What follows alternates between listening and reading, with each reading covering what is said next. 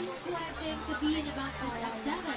Para sa mga super fans dyan, Kuhain natin. meron kayong super fan na message mo. Okay lang kayo na dito, na kahit anong message, Galing. support man yan sa players natin, mga analysis, general thoughts sa mga pangyayari sa mundo ng MLBB. Yan, shoutout kay Kuya John at kay Jeffrey Paderon. At after you mag-comment, don't forget to tag 3 friends and share this post on social media. Let the world see you in the super fan message wall. Ayan, no, yung ginawa nila, nagtagpo sila ng 3 Iwain friends. po natin. Diba, sa Kuya John, tsaka yung Kuya Sas. So, gano'n lang din yung gagawin nyo. Kailangan natin marinig ang suporta ng mga Pilipino. Lalong-lalo na ngayon, one sorry, Gusto ko makita ngayon yung comment section natin kung ano ang mga saloobin nila at kung ano sila magbigay ng suporta. Gusto ko lang sabihin guys na likes me din, i-type nyo na. Likes within. brava, Huwag ko rin. sabi mga po, may Dumating ko na kayong dalawa. Paano matagit agad si Borky dun sa Gemini? Napagod ako, puro laban yung nangyayari. Hindi niya na alam kung ano niya yung analyze pagkatapos Ay! ng isip ko.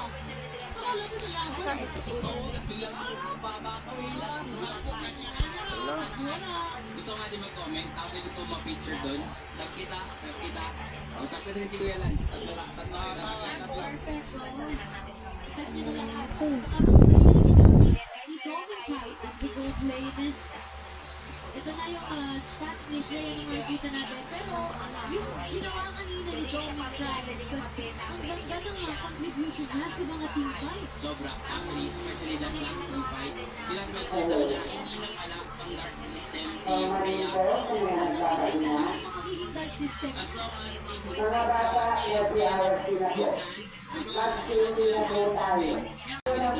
hands, si, parang ako naman si Hello,